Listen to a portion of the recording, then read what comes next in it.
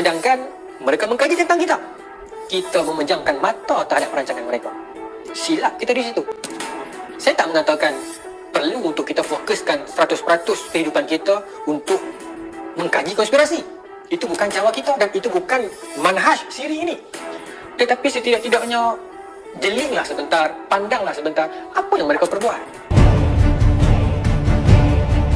ke arah pembinaan sebuah negara Yahudi. Barangkali orang akan mengatakan konspirasi. Ini game konspirasi. Sesebuah perancangan itu semasa dia dirancang kita sebut sebagai konspirasi. Namun setelah dia berlaku kita sebut sebagai sejarah. Lalu kita pun membacanya, ulang kaji dan jawab di exam di sekolah. Selesai exam kita tutup buku dan terus melangkah. Itu nasib yang menimpa umat Islam hari ini.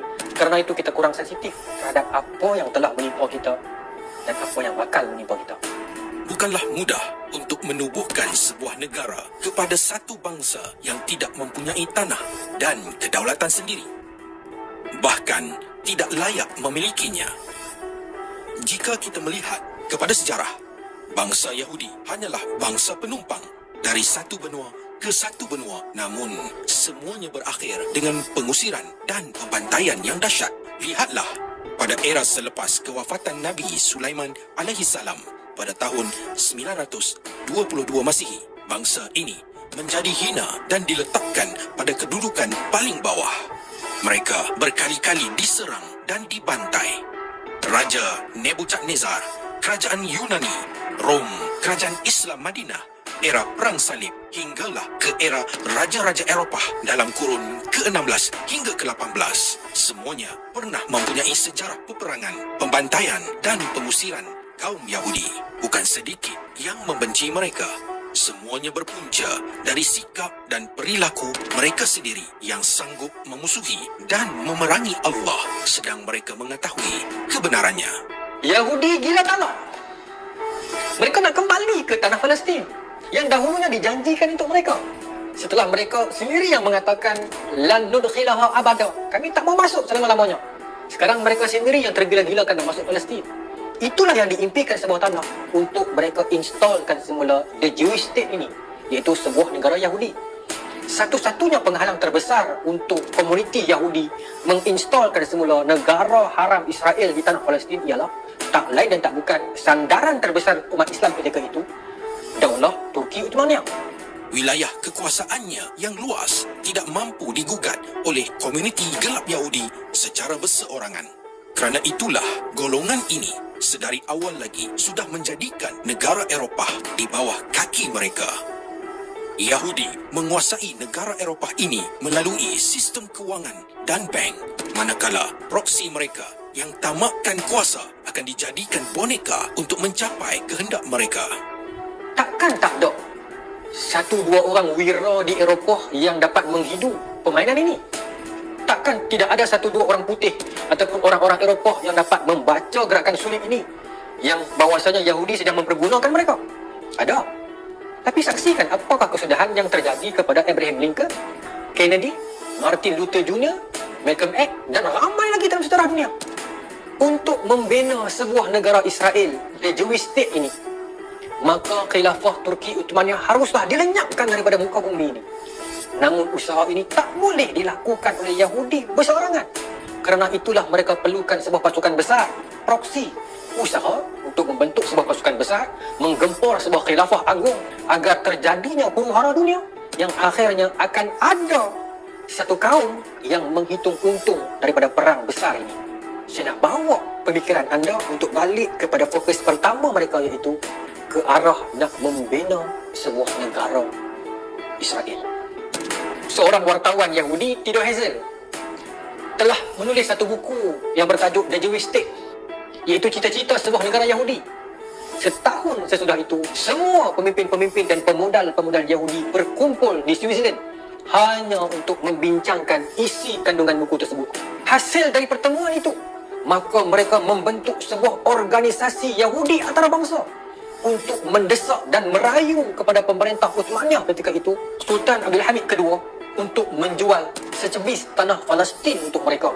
Theodor Herzl dihantar ke Turki untuk menghadap Sultan Abdul Hamid II bagi menawarkan sebuah tawaran yang sangat mewah untuk membeli tanah tanah Palestin.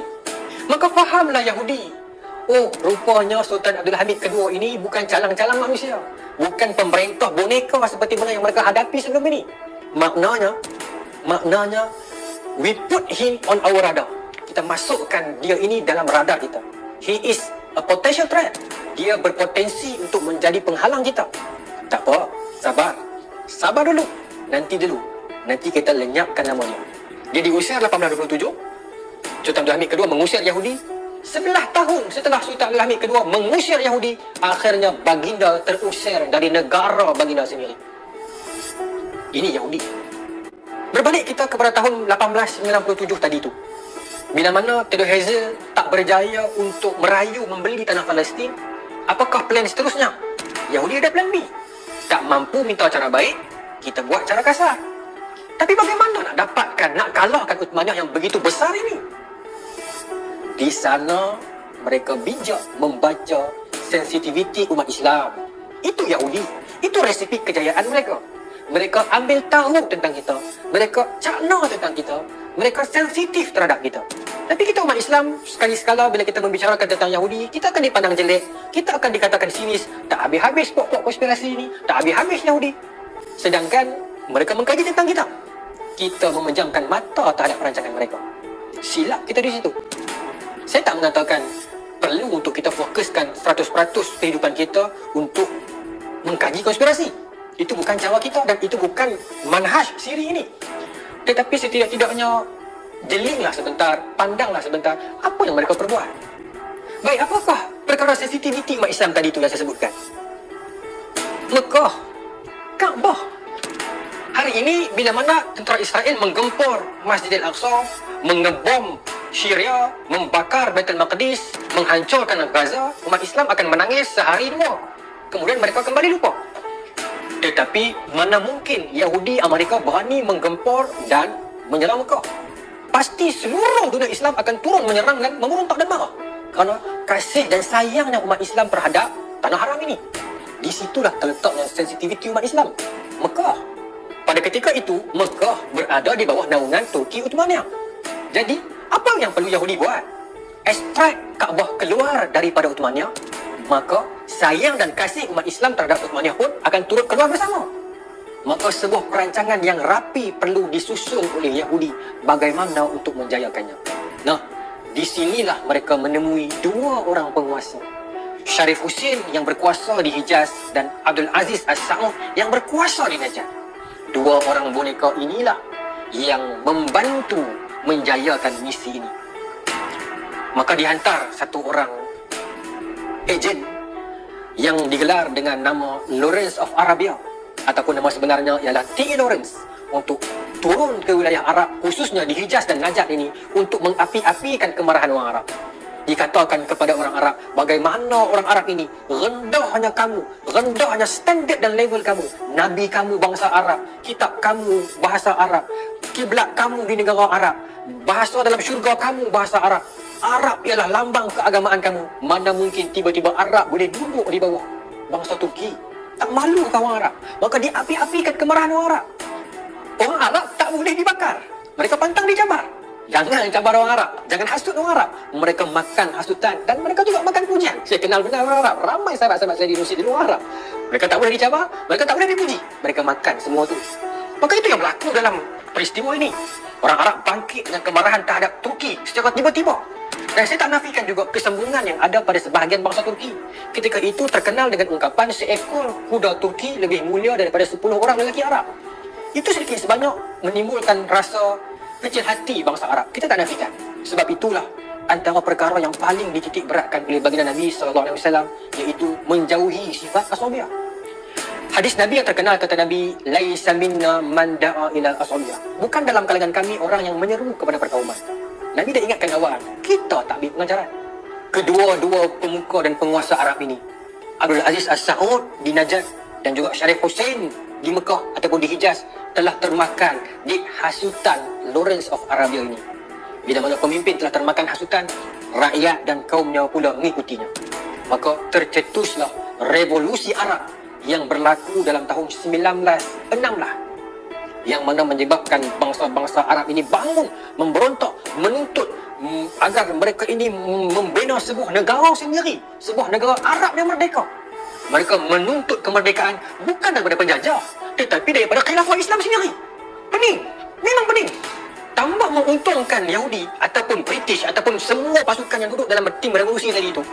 Kedua-dua penguasa ini sebenarnya tidak pernah ngam ataupun berseteru sejak kurun ke-18 lagi.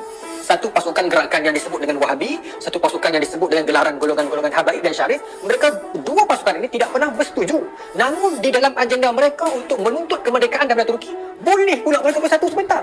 Ini menguntungkan British, ini menguntungkan Yahudi. Sebab kalau mereka berjaya nanti, mereka akan berebut pula. Persengketaan antara umat Islam ini adalah bonus kepada British.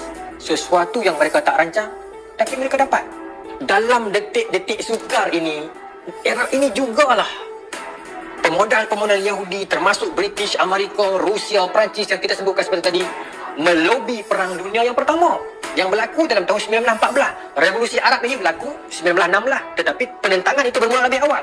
Bermaksud dalam era ini sebuah khilafah besar Uthmaniyah terpaksa berhadapan dengan musuh daripada luar, iaitu proksi ataupun pasukan-pasukan gerakan revolusi tadi itu, iaitu blok Amerika, British, Perancis, Rusia daripada luar, dan terpaksa menghadapi ancaman daripada dalam, iaitu umat Islam Arab sendiri. Maka bayangkan Uthmaniyah ketika itu yang besar terpaksa berhadapan dengan musuh daripada luar dan tentangan daripada dalam. Ini yang dihadapi oleh Uthmaniyah dalam Perang Dunia Pertama. Adakah ini masih kebetulan?